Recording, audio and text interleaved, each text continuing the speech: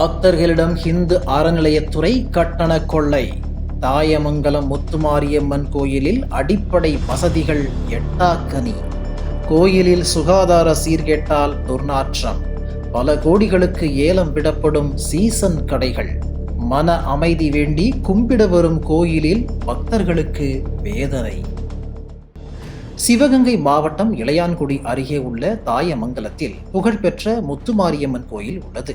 இங்கு பங்குனி பொங்கல் விழா தொடர்ந்து 10 நாட்கள் நடைபெறும். இதில் தமிழகம் மட்டுமல்லாமல் வெளி மாநிலங்களில் இருந்தும் ஆயிரக்கணக்கான பக்தர்கள் வருவர். அம்மனுக்கு முடி காணிக்கை, தீச்சட்டி, 1000 கண் பானை, உருண்டு கொடுத்தல், கரும்பாலை தொட்டில் உள்ளிட்ட பல்வேறு நேர்த்திக்கடன்களை செலுத்துவர். ஆடு கோழிகளை பலியிட்டு அம்மனை வேண்டிச் செல்கின்றனர். பங்குனி மாதம் முழுவதும் பக்தர்கள் வருகை தந்த வண்ணம் இருப்பர்.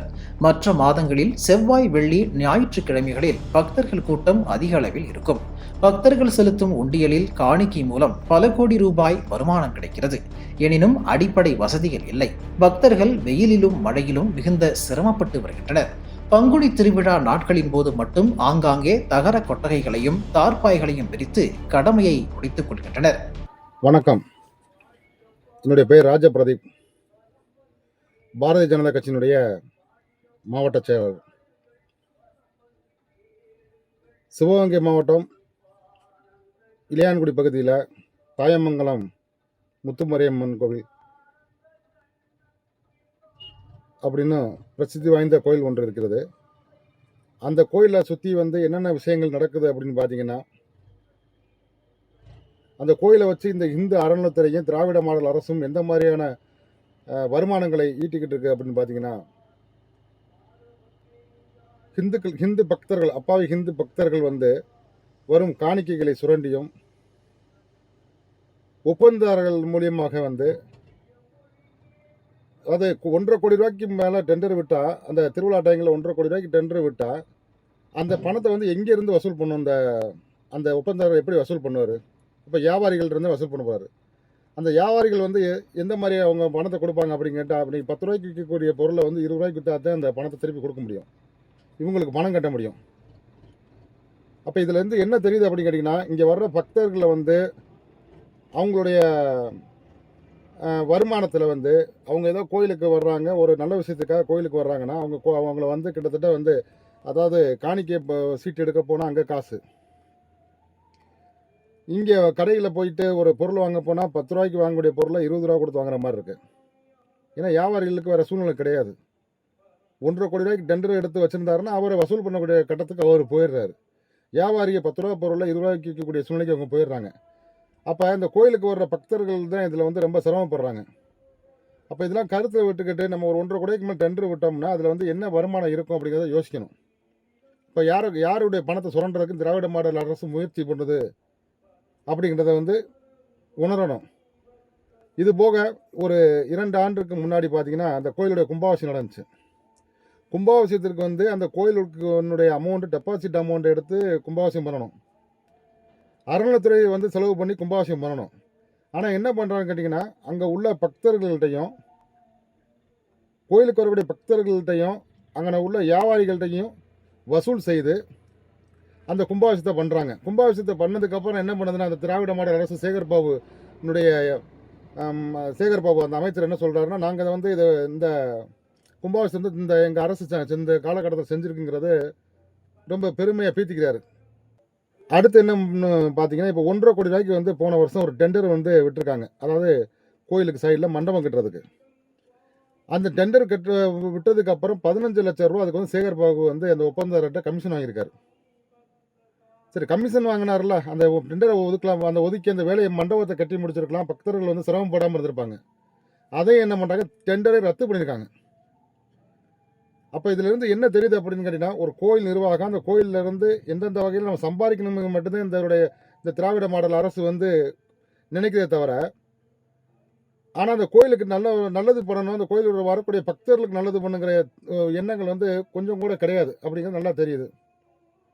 ஏன்னு கேட்டால், திருவிழா டைங்களில் பார்த்தீங்கன்னா கிட்டத்தட்ட லட்சம் பக்தர்கள் இருப்பாங்க. அங்கே எங்கெங்கே இருந்து வருவாங்க, பக்தர்கள் வருவாங்க. 2 நாள் 3 நாள் 1 வாரம்லாம் தங்கி சாமி கும்பிடக்கூடிய பக்தர்கள் நிறைய பேர் இருக்காங்க, அங்கே இருக்காங்க, வர்றாங்க. அவங்களுக்கு தங்குறதுக்கு வசதி கிடையாது. ஒரு மழை பெஞ்சுன்னா பார்த்தீங்கன்னா அந்த சைடில் வந்து கோயிலை சுற்றி பார்த்தீங்கன்னா இது சீட்டு அமைச்சிடுறாங்க, தார்பாயை கட்டி வச்சுறாங்க. பெரிய மழை பெஞ்சுன்னா குழந்தைகளோட இருக்க முடிய மாட்டேங்குது. ஒரு தீச்சட்டி எடுத்துக்கிட்டு கோயிலை சுற்றி சாமி கும்பிட முடியல. அங்க பிரவேசனம் பண்ண இந்த மாதிரி நிறைய விஷயங்கள் வந்து இந்துக்களுடைய விஷயங்கள், அதாவது சாமி கும்பிடக்கூடிய சில விஷயங்கள் வந்து செய்ய முடியாமல் போகுது. அப்போ இந்த திராவிட மாடல் அரசு எதுக்காக வந்து ஒரு ஹிந்து வழிபாட்டு முறைகளில் இவ்வளோ ஒரு கேவலமாக நடந்துக்கிறது அப்படிங்கிறத வந்து மக்களாகி நம்மளாம் புரிஞ்சுக்கிறணும். சிவகங்கை மாவட்டம் மானாமதுரை ஒன்றியம் பாரதிய ஜனதா கட்சியின் முன்னாள் ஒன்றிய தலைவர், இப்பொழுது ஓபிசி மாவட்ட பொதுச் செயலாளர், நமது மானாமதுரைக்கு அருகில் உள்ள தாயமங்கலம் முத்துமாரியம்மன் கோயில் வருஷத்துக்கு வருஷம் பங்குனி திருவிழா நடத்துவாங்க. அந்த மாரியத்தாவு எல்லாரும் போய் நல்லபடியாக வணங்கிட்டு மக்கள் அதிகமான கூட்டம் தமிழ்நாட்டில இருந்து வருவாங்க. ஆனா அந்த கோயிலுக்கு ஒரு முக்கியத்துவம் கூட கொடுக்காத இந்த அறநிலையத்துல என்னதே பண்றாங்க. வருஷத்துக்கு வருஷம் நாங்க தமிழ்நாடு பூரா கும்பாபிஷேகம் நடத்துறோம்னு அதிகமா சேகர் பாபு அமைச்சர் சொல்லிக்கிட்டு இருக்காரு. அவர் கும்பாபிஷேகம் நடத்தல, வியாபாரம் பண்ணிக்கிட்டு இருக்காரு. கோயிலுக்கு பூரா வச்சு அது வியாபாரமே பண்றாரு.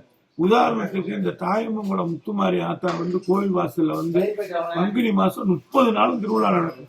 அந்த 30 நாள்லயும் ஜனத்தொகை வந்து பாத யாத்திரையும் வருவாங்க, பஸ்ஸுகள்லயும் வருவாங்க, அதிகமான கூட்டம் இருக்கு. ஆனா அந்த கோயிலுக்குள்ள மக்கள், பொதுமக்கள் தங்குறதுக்கோ போறதுக்கோ நடக்கிறதுக்கோ எந்த ஒரு அத்தியாவசியமும் கிடையாது. நகர கூட்டம் தார்பாயில போட்டு வச்சு இந்த அறநிலையத்துல பண்ற வேலை சும்மா நாள் பேருக்கு போட்டு அந்த வசூலை பூரா பண்ணிட்டு போயிடுறது. ஒரு கும்பாசியம் கூட ஒழுங்கான முறையில் நடத்தல. ஆனா கேட்டா நாங்களே பண்ண தமிழ்நாடு கூட அறநிலையத்திலே பண்ணிச்சு அந்த தாயங்குளத்தை வந்து பார்க்க சொல்லுங்க. என்ன பண்ணிருக்கீங்க அறநிலையத்துல? சாப்பாடு அங்கதே, கழிவுறையும் அங்கதே, சாமி கும்பிடுறது அதே இடம், எல்லாம் ஒரே இடம், தனித்தனி இடமே இங்க கொடுக்கல. இந்த அறநிலையத்துறை என்னதான் பண்றாங்க?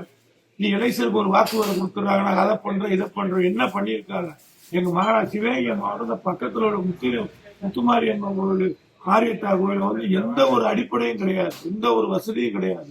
அதை உடனடியாக நடவடிக்கை எடுக்கலைன்னா தமிழகம் முழுவதும் உள்ள நிர்வாகிகள் கண்டிப்பாக, முக்கியமாக சிவகங்கை மாவட்ட பாரதிய ஜனதா கட்சி முத்துமாரியம்மன் தாயமங்கலத்திலிருந்து மாபெரும் ஒரு எழுச்சியை உண்டாக்குறதுக்காக ஒரு போராட்டமே பண்ணக்கூடிய நிலைமையில இருக்கா. அதை கவனத்தோட எடுத்து இந்த சேகர் பாபு அது வந்து அந்த முத்துமாரியம்மா கண்டிப்பா சேகர் பாபா கவனிக்கும்.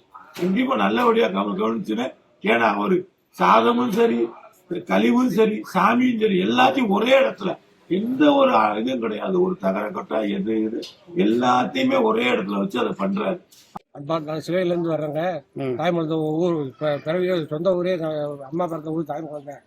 இங்க இருக்கிற இந்த கோயில் வேலை வந்து யாரும் பராமரிக்கிறதுக்கு ஆள் இல்லை. இந்த மாதிரி வர்றதுனால சுற்றி பராமரம் போகிறோம். அவுட்டர்ல வந்து நல்லா செட்டு போட்டு கொடுத்தா வசதியா இருக்கும். அது மக்கள் யாரும் எடுத்து செய்ய மாட்டாங்க. ஏற்கனவே சொல்லியே முன்னாடி செட்டு போட்டாங்க. அது மாதிரி கொஞ்சம் ஏற்கனவே செஞ்சீங்கன்னா நல்லா இருக்கும், உதவியா இருக்கு. கொஞ்சம் நீங்க அறநிலையத்தில் வந்து நீங்க செஞ்சு கொடுக்கணும் கேட்டுக்கொள்ளுங்க. பங்குனி மாதம் வரவுள்ள பொங்கல் திருவிழாவிற்காவது கோயிலில் அடிப்படை வசதிகளை நிறைவேற்ற வேண்டும் என பக்தர்கள் வேண்டுகோள் விடுத்தனர்.